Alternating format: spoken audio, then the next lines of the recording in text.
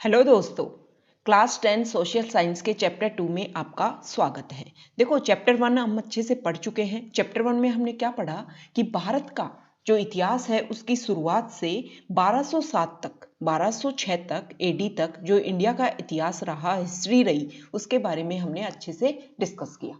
अब ये जो सेकंड चैप्टर है उसमें इंडिया का जो स्ट्रगल पीरियड रहा, पहले ही जो टाइटल है उसी से क्वेश्चन बन जाता है कि इंडिया का स्ट्रगल पीरियड कब से कब तक रहा। तो 1206 एडी से 1757 एडी तक इंडिया का स्ट्रगल पीरियड था।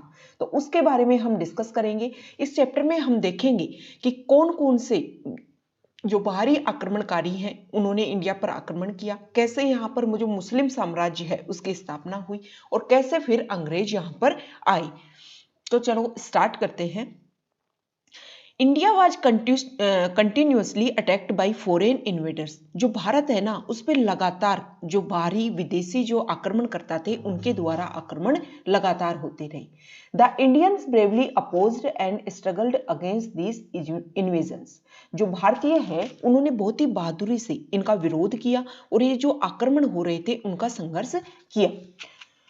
जो इंडियंस हैं उनके द्वारा पहले तो अरेबियंस को और मुस्लिम जो आक्रमण करता थे उनको हराया गया और उनको ये जो मुस्लिम और अरेबियंस थे उनको भारत से बाहर फेंका गया। मतलब शुरुआत में इस लाइन से हमें क्या पता चलता है कि भारत पर जो पहले आक्रमण होते, शुरुआती जो आक्रमण हुए थे विदेशियों के द्वारा, वो अरबी आक्रमण करता थे या फिर मुस्लिम आक्रमण करता थे। ये इस लाइन से हमें पता चलता है। आगे इसमें बोला गया है कि during the time of Umar खलीफा इन 636 एडी, 636 एडी में अमर खलीफा का जब समय था, उसका शासन काल था, तो भारत में पहला नेवल इन्वेजन हुआ। नेवल इन्वेजन मतलब समुद्री रास्ते से भारत में पहला आक्रमण हुआ और अरेबियंस ने आक्रमण किया था। और कहाँ किया था? थाने नामक जगह पर यह आक्रमण किया था इंडिया में। तो ये वाली लाइन जो है वो इंपॉर्टेंट स्टेटमेंट है। अगर क्वेश्चन आता है कि भारत में पहला फर्स्ट नेवल इन्वेजन कब हुआ था, तो 636 एडी में हुआ था और ठाणे नामक जगह पर अरेबियंस के द्वारा यह आक्रमण किया गया था। ये जो है, ये इन्वेजन जो है उसको एक बुक में जिसका नाम है फुतू अल बुल्दान, क्या नाम है उस बुक का? फुतू अल बुल्दान। उस बुक में इसको मेंशन किया गया है कि ये अरेबियंस के द्वारा जो इन्वेजन किया गया था वो अनसक्सेसफुल था, मतलब सफल नहीं हो पाया था। After this the Arabians invaded बदवास, जिसका नाम बरूच भी है, एंड देबाल पोर्ट ऑफ सिंध। इसके बाद में जो अरेबियंस थे उन्होंने सिंध का तो देबाल पोर्ट और बदवास जो बरूच के नाम से भी जिसको जाना जाता है वहां पर भी आक्रमण किया। और ये दोनों जो आक्रमण बाद में किए वो भी अनसक्सेसफुल रहे, मतलब असफल रहे। चचनामा एक किताब है, चचनामा, ये लिखी गई थी देबाल का जब स्ट्रगल चल रहा था, मतलब देबाल पोर्ट जो कहाँ है? सिंध में है। उसके लिए जब स्ट्रगल चल रहा था उस समय ये किताब लिखी गई थी और इसमें ये बोला गया कि अरेबियन आर्मी कमांडर था मुदैरा। अरेबियन आर्मी, अरेबियन ने तो किया था, अरबी जो आक्रमण करता थे उन्होंने तो आक्रमण किया था ना, तो उनका आर्मी कमांडर था मुदायरा। वो इसमें हार जाता है और मारा जाता है।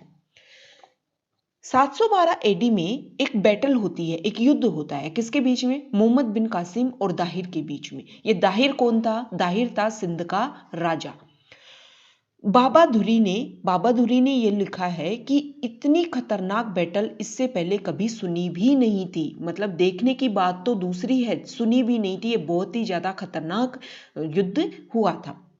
ये जो युद्ध है, जो 712 में युद्ध हुआ था मोहम्मद बिन कासिम और दाहिर जो कहाँ था? सिंध का राजा, उसके बीच में जो युद्ध हुआ था उसको चचनामा एक किताब है, उसमें इसको मेंशन किया गया है। और उसमें बोला गया है कि काफिर क्या होते हैं? नॉन मुस्लिम जो लोग होते हैं उनको बोलते हैं काफिर। तो ये इंपॉर्टेंट टर्म है, हमें ध्यान रखना है। क्वेश्चन आ सकता है डायरेक्ट। एबीसीडी है जो 4 ऑप्शन मल्टीपल चॉइस आंसर देके जैसे ABCD 4 ऑप्शन दे दिए, पूछ लिया कि काफिर का अर्थ क्या होता है, तो हमें पता होना चाहिए कि जो नॉन मुस्लिम होते हैं उनको बोलते हैं काफिर। इसमें बोला गया है कि जो काफिर है उनको अरेबियंस के द्वारा घेर लिया गया फ्रॉम ऑल द 4 साइड, चारों तरफ से। और द काफिर सराउंडेड द अरेबियंस, सॉरी, देखो जो काफिर है ना, काफिर उन्होंने घेर लिया था अरेबियंस को चारों तरफ से, चारों साइड से। और इसके बाद में जो इस्लामिक आर्मी है वो कंफ्यूज हो जाती है, और जो ये ब्रेव और rigid way of fight by defenders, मतलब बहुत ही बहादुरी से जो काफिर लोग युद्ध लड़ते हैं, इसलिए इस्लामिक जो आर्मी है वो बहुत ही ज्यादा कंफ्यूज हो जाती है अचानक इस आक्रमण से। आगे इसमें बोला गया है कि ये जो आक्रमण किया जाता है ना नॉन मुस्लिम्स के द्वारा, काफिर्स के द्वारा, अचानक से क्या होता है कि जो दाहिर कौन था, सिंध का राजा, उसकी चेस्ट में एक क्या घुस जाता है, एक तीर, एक एरो घुस जाता है। जो दाहिर जो है एक एलिफेंट पर मतलब हाथी के ऊपर चढ़कर युद्ध कर रहा था, और अचानक उसकी छाती में एक तीर एरो लग जाता है। उसके बाद में राजा मर जाता है। लेकिन इसके बाद में भी जो उसकी सेना थी, जो उसके वॉरियर्स थे, वो बिल्कुल अच्छे से मतलब खड़े रहते हैं, वो युद्ध को लड़ते हैं और अपने इस फोर्ट की रक्षा करते हैं। राजकुमार जैशिया और एम्प्रेस मतलब जो महारानी रानीबाई, वो फर्मली खड़े रहते हैं अपने फोर्ट को प्रोटेक्ट करने के लिए। तो 712 का ये जो युद्ध हुआ उसका इसमें वर्णन किया गया है, और चचनामा जो बुक थी उसमें इस युद्ध के बारे में बताया गया है। नेक्स्ट बताया गया है कि महमूद गजनवी एक आक्रमण करता था। उसने कश्मीर के राजा जयपाल और आनंदपाल, कश्मीर के राजा हुए थे जयपाल और आनंदपाल, उनके खिलाफ बहुत ही खतरनाक युद्ध लड़ा था। मोहम्मद गौरी ने पृथ्वीराज चौहान के खिलाफ कई बार युद्ध लड़ा था। लेकिन धीरे धीरे क्या होता है, परिस्थितियां ऐसी बनती हैं और भारत में 1206 एडी के लगभग भारत में मुस्लिम रूल स्टार्ट हो जाता है। तो ये इंपॉर्टेंट स्टेटमेंट है कि भारत में मुस्लिम रूल कब से स्टार्ट होता है, तो 1206 एडी में इंडिया में मुस्लिम रूल की शुरुआत हो जाती है। इवन आफ्टर दिस, इसके बाद में the Indians continued their struggle against foreign invaders and their struggle continued till the Indian independence movement. इसमें बोला गया है कि 1206 में भारत में मुस्लिम रूल स्टार्ट हो जाता है, लेकिन फिर भी जो भारतीय लोग थे वो फॉरेन इन्वेडर के खिलाफ स्ट्रगल करते रहते हैं। और ये स्ट्रगल कब तक चलता है, जब तक भारत को इंडिपेंडेंस मतलब 1947 तक, 15 अगस्त 1947 तक ये स्ट्रगल जो है वो चलता रहता है regular. The Indians continued their retaliation and struggle, जो इंडियंस लोग हैं वो अपने संघर्ष को रेगुलर जारी रखते हैं। अब सबसे पहले जो इसमें समय आया 1206 में, हमने देख लिया कि मुस्लिम साम्राज्य की भारत में शुरुआत हो जाती है। तो 1206 से 1526 ईस्वी तक दिल्ली सल्तनत के नाम से यहाँ साम्राज्य चलता है। यह हमें ध्यान रखना है। दिल्ली सल्तनत का साम्राज्य कब से कब तक था, 1206 एडी से 1526 एडी तक। कुतुबुद्दीन ऐबक 1206 एडी से 1210 एडी तक राजा बनता है, और जिसको लख बख्श के नाम से भी जाना जाता है। तो क्वेश्चन आ जाए कि लख बख्श के नाम से किसको जाना जाता है, तो कुतुबुद्दीन ऐबक को जाना जाता है। उसका शासनकाल इतने से इतने तक। 1206 में उसका मतलब राज्याभिषेक हो जाता है। लाहौर उसकी कैपिटल थी। किसकी कैपिटल थी, कुतुबुद्दीन ऐबक की। जो एक कुतुबुद्दीन ऐबक था, हसन निजामी उसके कोर्ट में आश्रय था। आश्रय मतलब कुतुबुद्दीन ऐबक ने हसन निजामी को अपने यहाँ पर क्या दे रखा था, शेल्टर, आश्रय दे रखा था। ऐबक जो है उसने कुतुब मीनार का, दिल्ली में जो कुतुब मीनार है उसका पहला फ्लोर बनाया था, और जो बाकी का जो बचा हुआ जो फ्लोर है, मतलब जो उसकी स्टोरें हैं, वो किसने बनाई थी, इल्तुतमिश ने। इल्तुतमिश कौन है, कुतुबुद्दीन ऐबक का दामाद। तो देखो ये इंपॉर्टेंट लाइन हो जाती है कि कुतुब मीनार की जो कंस्ट्रक्शन है वो किस किसने करवाया, फर्स्ट फ्लोर बनवाया कुतुबुद्दीन ऐबक ने, और जो बचा हुआ है वो कंप्लीट करवाया इल्तुतमिश ने। अब आगे भी इंपॉर्टेंट लाइन है, कुतुब मीनार जो है वो सूफी संत हुआ था एक, ख्वाजा कुतुबुद्दीन बख्तियार काकी।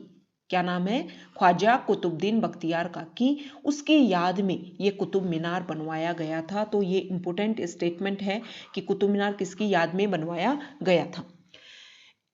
देखो कुतुब मीनार किसकी याद में बनवाया गया, ये कहाँ लिखा गया है, तो उस समय जब ये कुतुब मीनार बनवाई जा रही थी, उस समय जो इस्लामिक लिटरेचर लिखा गया था उसमें ये बताया गया है ये सारी बातें। अब ये जो कुतुबुद्दीन ऐबक है वो 1210 में मर जाता है। उसके बारे में बताया गया है कि वो चौगान खेल रहा था। चौगान पोलो, जो वर्तमान में जो खेल है, प्ले है, एक गेम है पोलो, उसी को बोलते हैं चौगान। तो चौगान खेलते हुए वो घोड़े से गिर जाता है और कुतुबुद्दीन ऐबक की डेथ हो जाती है। उसके बाद में उसका जो दामाद है इल्तुतमिश, वो राजा बनता है 1210 से 1236 तक। ये जो इल्तुतमिश है वो कुतुबुद्दीन ऐबक का जमाई और या फिर दामाद था और ऐबक का सक्सेसर था, मतलब उसके बाद में राजा बनता है। मुस्लिम एम्पायर का जो रियल ऑर्गेनाइजर है वो माना जाता है इल्तुतमिश को। तो ये इंपॉर्टेंट स्टेटमेंट हो गया, ध्यान में रखना है। इल्तुतमिश ने रणथंभौर को जीत लिया था। रणथंभौर कहाँ है? हमारे राजस्थान में है। 1226 एडी में रणथंभौर को जीत लेता है और 1223 एडी में सुल्तान जो है, सुल्तान मतलब इल्तुतमिश, मालवा और फोर्ट ऑफ भिल्ला इसको भी अपने अंडर कर लेता है। उसने ग्वालियर और जालोर को भी अपने अंडर कर लिया था, लेकिन उसने ख्वारिज्म शाह का बेटा था मंगवर्नी, उसको अपनी सहायता नहीं देता है और इसलिए इल्तुतमिश जो है वो मंगोल के राजा चंगेज खान से दुश्मनी मोल ले लेता है। नेक्स्ट, इसके बाद में राजा बनती है रजिया सुल्तान। कौन बनती है? रजिया सुल्तान 1236 एडी से 1240 एडी तक। देखो, रुकनुद्दीन फिरोज शाह की असैसिनेशन, मतलब उसको मार दिया जाता है, उसकी हत्या करवा दी जाती है। तो इल्तुतमिश की बेटी रजिया सुल्तान राजा बन जाती है। इल्तुतमिश जो है उसने रजिया को अपना सक्सेसर चुना। टर्की के जो बहुत ही एरिस्टोक्रेटिक जो राजा थे ना, वहां पे जो एरिस्टोक्रेट थे मतलब निरंकुश, उन्होंने रजिया का विरोध करते हैं कि एक औरत कैसे राजा बन सकती है। और रजिया ने वेल क्या होता है? VEIL मतलब पर्दा, उसको लगाना बंद कर देती है रजिया। और कुबा और कुल्हा, कुबा क्या होता है? कोट होता है, और कुल्हा क्या होती है? कैप होती है। मतलब एक राजा एक आदमी जैसे कपड़े पहनता है वैसे रजिया पहनने लग जाती है और इसका विरोध किया जाता है टर्की के राजाओं के द्वारा। वो एक अबिसियन जगह है, वहां का एक आदमी होता है मलिक जमाल उद्दीन यकूत, उसको अमीर ए अखुर सुप्रिटेंडेंट ऑफ रॉयल स्टेबल, मतलब अपने जो अश्व सेना होती है उसका जो हेड है वो नियुक्त करती है इसको। इसकी वजह से इसकी वजह से जो टर्की के जो एरिस्टोक्रेट है ना वो एनोइड हो जाते हैं, चिंतित हो जाते हैं, और जो सरहिंद का जो राजा है वो रिवोल्ट कर देता है, विद्रोह कर देता है, और जो यकूत जिसको वो अपना हेड बनाती है रजिया सुल्तान, उसको असैसिनेटेड मतलब उसकी हत्या करवा दी जाती है। बाद में जो रजिया है वो अल्तुनिया से शादी कर लेती है और उन दोनों को भी बाद में 1240 में मार दिया जाता है। इसके बाद में 1240 से 1242 तक राजा बनता है बहराम शाह, और 1242 से 1246 तक मसूद शाह राजा बनता है। 1246 से 1265 तक राजा बनता है नसूरुद्दीन महमूद। ये सारे जो राजा बने रजिया सुल्तान के बाद में 1240 से 1265 तक, ये तीनों के तीनों राजा इनकैपेबल थे, मतलब सहायक नहीं थे, अच्छे नहीं थे, अपना जो काम उनको दिया गया था उसको करने में कैपेबल नहीं थे। The actual ruling force behind Nasiruddin was Ghiyasuddin Balban, मतलब नसूरुद्दीन के बाद में जो रियल का जो रूलर आया था ना वो कौन आया था? गियासुद्दीन बलबन। क्या नाम था? गियासुद्दीन बलबन।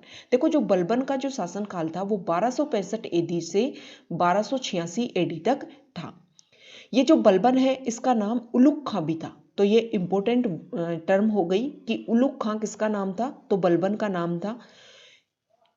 ये जो उलुग खां है टर्की के इल्तुतमिश के कुछ दास थे, कुछ नौकर थे टर्की के, उनका जो ग्रुप था 40 लोगों का एक ग्रुप था जिसको चहलगानी के नाम से बोला जाता है, उन्हीं का एक पार्ट था। देखो, कौन? इल्तुतमिश के नौकरों का, टर्की स्लेव्स का एक ग्रुप था जिसको चहलगानी बोला जाता था, और उन्हीं में से ये एक था। 1265 में वो मतलब राज्य ग्रहण कर लेता है, थ्रोन पर, सिंहासन पर आ जाता है। वो अपने मिलिट्री डिपार्टमेंट को, जिसका नाम था दीवान ए अरीज, उसके मिलिट्री डिपार्टमेंट का नाम था, उसको क्या करता है? रीस्ट्रक्चर करता है, दोबारा से उसकी संरचना बनाता है। क्यों बनाता है? मंगोलियंस के साथ में, मंगोलियंस से कन्फ्रंट करने के लिए, उनसे संघर्ष करने के लिए। उसने सिजदा और पैबोस की जो रॉयल कोर्ट में एक प्रैक्टिस थी उसको स्टार्ट कर देता है। अब ये पैबोस क्या होता है कि कोर्ट में जो राजा है उसके चरणों में बैठना और उसके चरणों को चूमना, ये होता है पैबोस प्रैक्टिस। ये हमें ध्यान में रखनी है। क्वेश्चन आ जाएगी पैबोस प्रैक्टिस क्या थी, तो बलबन के द्वारा शुरुआत की गई थी और कोर्ट में राजा के पैरों में बैठकर उसके पैरों को चूमना पैबोस प्रैक्टिस थी। बलबन ने जो है वो क्या किया, दिल्ली सल्तनत का जो एडमिनिस्ट्रेटिव स्ट्रक्चर था उसको भी, Balban is counted among the major builders of administrative structure of Delhi सल्तनत। दिल्ली सल्तनत का जो एडमिनिस्ट्रेटिव स्ट्रक्चर को बनाने में जो मेजर बिल्डर्स थे उनमें से एक कौन था, बलबन था। उसने लोहे की और खून की जो पॉलिसी है अपने शत्रुओं के खिलाफ इस पॉलिसी को अपनाया। इसमें वो क्या करता था, आदमियों को तो मार देता था और महिलाओं और बच्चों को अपने यहाँ पर दास बना करके रखता था। अब 1286 में बलबन की डेथ हो जाती है और उसके बाद में बहुत सारे एरिस्टोक्रेट हैं, उनके बाद उनमें क्या हो जाता है, झगड़ा स्ट्रगल स्टार्ट हो जाता है। जलालुद्दीन जो खिलजी है वो उसको असैसिनेटेड कर दिया जाता है 1290 में।